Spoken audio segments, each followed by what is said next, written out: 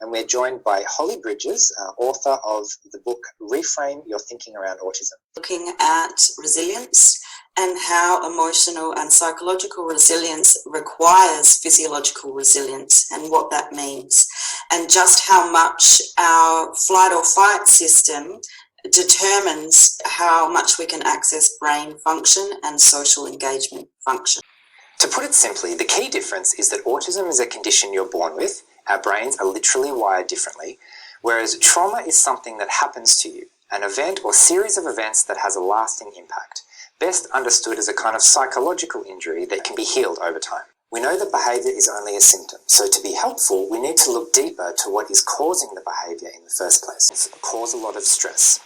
We also know that our body, specifically our autonomic nervous system, responds to stress in a certain way. We literally call it a stress response. When in this heightened state, our ability to relax, to socialise, to connect, and even to communicate with the people around us is dramatically reduced. Stephen Porges' polyvagal theory describes this phenomenon exceptionally well. It's a natural survival strategy designed to help keep us alive in the face of danger, something that could kill us. We need to react and respond straight away. No time to stop and think about our feelings, just run. Right now, your life is in danger. Things. In order to put you in a flight or fight state, or an immobilized state, or a nice parasympathetic state, it has to be able to control your HPA axis, your hypothalamus, pituitary, adrenals. These are issues people have on the spectrum all the time. They're in flight or fight 24/7. And so it makes sense when you look at the vagus nerve that it's always on. And it's not hijacking this stuff, it's just using it in a certain way. Oxytocin we give to people in pill form because it helps calm them down, but it's actually something we make in the body when our body's in a good enough place. And it allows social behaviour, bonding and relaxation.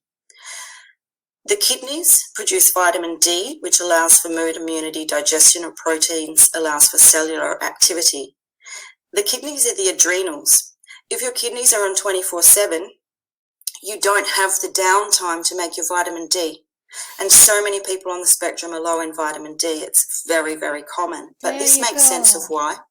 Because the body is never at a point of rest, even when people were sleeping. And if you've got people on the spectrum, or you are on the spectrum, you'll probably know that this is true. People don't wake up looking refreshed. And they're very alert all of the time. They can't get their brain to shut down. That's because the brain is constantly sending danger signals up to the brain to keep everything on, and so you're in this loop. Gallbladder and colon is influenced. Gallbladder does cholesterol and fats, so it to me makes sense of why people have issues around that. It's also you don't have as much feeling if you're in an immobilized state and that line gets too close, so you often don't know when you're full, or you don't know when you have pain. So a lot of weight issues can be explained by this inability to have interoceptive capacity. Colon and bladder makes, a lot of sense to a lot of people. People have a lot of time trying to control this. And again, we do a lot of intellectual stuff around this. But what I find a lot of the time is when people get their body into a better place, this stuff kicks in. And they have this awareness, this interoceptive capacity that you can't take someone to intellectually. But it just is natural, and naturally comes online when we are appropriately kind to the body. The gut does B12, serotonin, dopamine. It's 80 to 90% of the immune system's in the gut. And myelin, although it's not made in the gut, requires nutrients from the gut in order to be made. So B12 allows us to know who we are. It allows us to sleep well. It allows us to have good brain function. Myelin protects the nerves and helps you feel safe and resilient. And the new vagus nerve, the parasympathetic aspect of the vagus nerve, is highly myelinated. So at a physiological level, if you don't have a lot of myelin because you haven't been able to make it for like 10 years or more, or you haven't since you were a baby, it's very hard to have a good physiological capacity to be resilient. So what I see is the more we get the body into a good place, all of this stuff starts sorting itself out quite naturally. When you look at serotonin, which is produced in the gut, primarily. It allows for deep, peaceful states. It regulates intestinal movements and appetite and all of these things beautifully. If you don't have it, you have issues with mood, anxiety, and psychosis. And so we give people serotonin. But we make it in our body if our body's in a good enough place. And then our body knows how much we need. And it's cyclical. So when you have deep, peaceful states and you can heal and you can be in a good place, you keep doing it because you're sort of getting a nice spiral to a place of wellness. Dopamine allows for all of this stuff: excitement, reinforcement and reward, executive functioning, cognitive flexibility, motor control, motivation, etc. All this stuff, eyes. It's synthesized in the brain and the kidneys. So again, if we're really, really busy, it doesn't get to happen. So we're starting to understand just how much our emotional and physical capacity has to do with the state of our body. And we can put as much good food in and as much vitamins as we want, and that can sometimes be really useful. It doesn't always help. And I think because the nervous system's just running full tilt all of the time, and unless you educate it to sit somewhere differently, you often don't get a whole lot of change. So in a good place, the digestive system is on, and in a completely switched off place, it's seized. And people sit anywhere along here on any given day. But I just did a session with someone today, and I just was showing the mum how to do the exercise so that the kid could watch and get a feel for it without having to do it, and it's a much gentler way to start these things.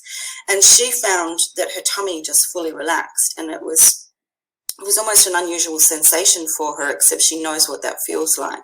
But it was quite swift and nice for her because her head got clear and she felt a whole lot better. But in that process, it was kind of interesting as well. It was very delicate, gentle exercise. But it's, I guess what I'm saying is we're playing with this very ordinary stuff, but it's also not ordinary if your tummy's always been seized and then suddenly it isn't. So we have to go very gently and thoughtfully. Lastly, the vagus nerve is in the gut and other organs. Since 80% of sensory information is afferent, which means it goes up to the brain. We always think things are the other way around and the brain's informing all the time. It actually isn't. All of your sensory info goes to your tummy first. And so all of that old adage of gut knowledge is actually true. And we're finding that out more and more and more as we're able to investigate the body with more sophisticated techniques. So when information comes in and you've got a very distressed system because it's been distressed since birth, it reads in a certain way, and anything is kind of read as noxious, more or less. And then it goes up to the brain, and then you get this loop of everything's not good, and it keeps the ears turned in a certain way so that you can't take in sound, your eyes stay fixed, etc., etc. And so people live in this loop. And all we're trying to do really is retrain the body to read sensory information so that information can come in and it doesn't tripwire the system and make it go offline. And it is surprisingly simple to do. As much as I'm weaving caution into all of my slides because I think it matters, and we can get very gung-ho, at the other end of it, done well, it's surprisingly efficient because the body knows what it wants and it likes feeling better. So we can teach people to feel like this, people on the spectrum, and it's easy, but we also can teach ourselves because everybody has a body. Everyone is well aware of when their body goes into that space. If you think about yourself in grief or shock, you bang into things, you don't want to eat, you can't talk, you can't handle light, etc., too much noise, you shut down a bit to protect yourself while your whole neurophysiology is adapting to the external event. And in many ways, what's happening for people on the spectrum is that their bodies are constantly in that space that it's been normalized. And it's a very interesting thing to show them, and it's very beautiful, and I cry all the time, all the time, because you are taking them to this entirely new place where they get to feel good. And it's stunning. Lastly, sorry, I'll chuck this in at the end because I think it's really important. What we're doing with this work is unlearning. We're employing all of these aspects of brain plasticity, and these are from Nanette Daniel's 9 Essentials, where we have to be highly individual with how we're working with someone, and we do engage their cognitive capacity, and we do engage them, and they're very much front and center of the work, and it has to be meaningful to people, and they have to want to do it. You can't tell someone to go to that place or have a checklist and they've got there by the end of 4 sessions or 50 sessions or something. Sometimes it takes 1 session, and sometimes it takes a lot longer, but it's highly individual.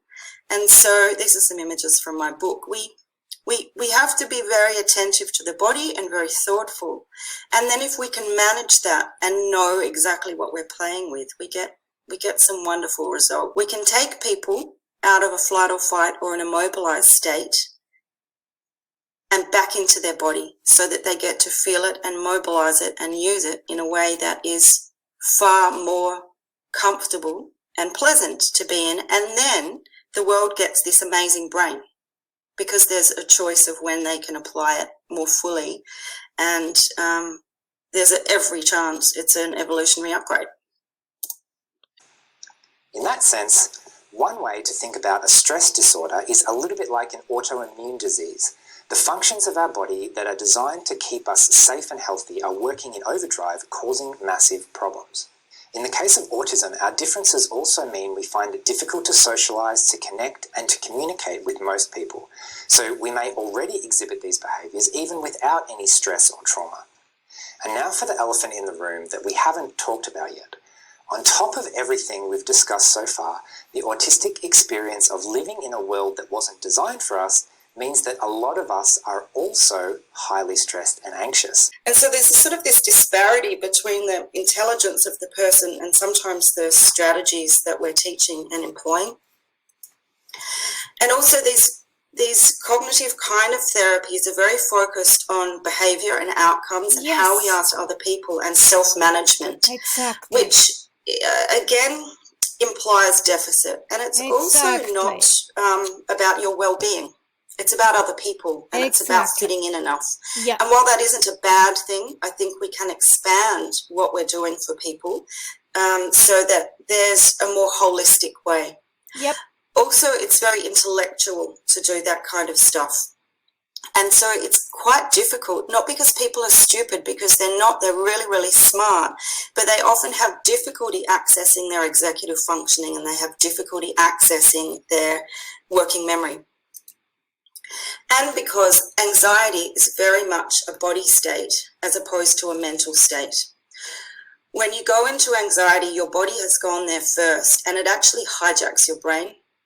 So it's very, very challenging for people to kind of access their body in order to regulate it, which is what you essentially have to do.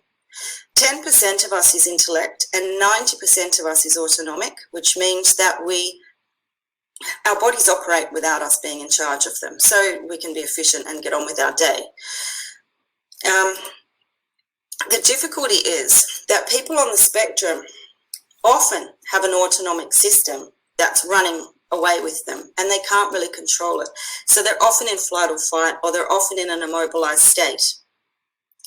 And so what happens when we do these cognitive-based therapies, often enough, is that they fail, because what you're asking someone to do is a really challenging configuration for them. So I'll have people that come to me and they're at uni and they are really, really bright, but they go, all the stuff that I've been asked to do, different therapies, I can't do them, and I still can't leave the house, and I'm still miserable, and I'm really depressed, and et cetera, but they feel like they failed. Whereas my challenge is perhaps the therapies are failing these people instead. Especially when you are autistic and on top of that you have developed PTSD. The cell danger response, healing cycle, and chronic disease. Dr. Robert Naviaux. Okay, what causes chronic disease? I'll say It's actually the failure to heal. So this is a bizarre tautology that I'll say. People are sick because they can't get better. Right? So you break a leg, we put a cast on the leg to support healing. After 6 weeks, we'll take that cast off. The initially atrophic muscles will re-strengthen, and after perhaps another 6 weeks, the point of break in a leg fracture will be stronger than it was before the fracture. Okay, but there's no longer a need to continue with the cast. Okay. So chronic, I'll make a statement that chronic disease is an actively maintained reaction to injury, not like a scab or wound that will not heal. The disease that is left behind is not the initial injury. Why do people stay chronically ill? They can't heal. Why can't they heal? And I'll say in most cases, it's because the healing cycle is blocked. Okay, salogenesis is blocked. Okay, but it can also be continuously re-injured.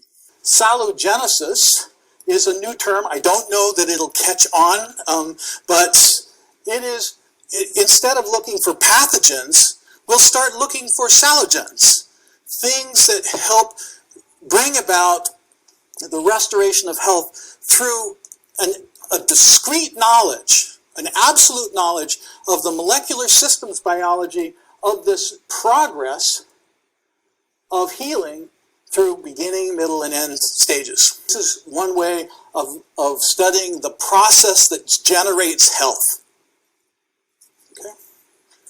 And it's highly conserved evolutionarily. It is a choreographed ontogenetic sequence that has common bottlenecks, quality control steps, and delay mechanisms that are not unlike kind of secondary ecological succession, where there's a patch of land in the rainforest that might be burned, and then that patch has to be recovered, okay, and reclaimed by the rainforest.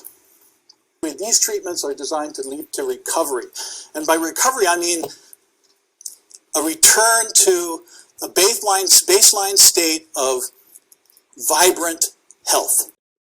And what I'm seeing in the work I'm doing is that they are improving dramatically and rapidly in the ways that they want to by working with the body instead of cognitive focused therapies. So we know that autism is about the body. We also know that people with autism have gut problems, digestion, taste, food intolerances, sensory issues, vestibular proprioception issues, touch issues, pain intolerance. All this is very body-oriented as well. And we don't really, again, have a really good reason for why.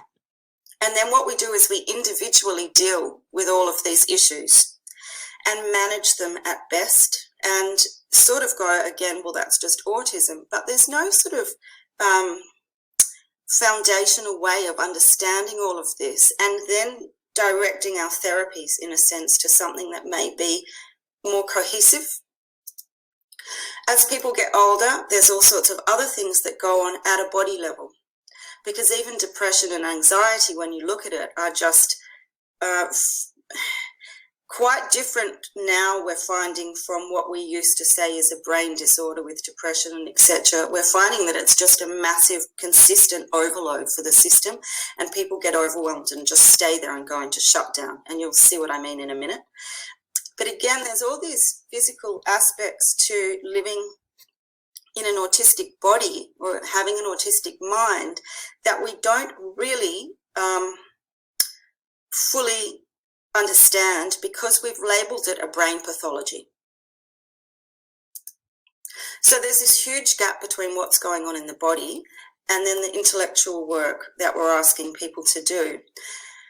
And I've found that it's very well met by this theory. The theory is by a chap called Stephen Porges. He's an American neurobiologist, and he's brilliant. He's loved worldwide for this theory that's probably about 25 odd years old now, and it's a way of talking about how the brain and body interact and what happens when the brain and the body stop talking to each other.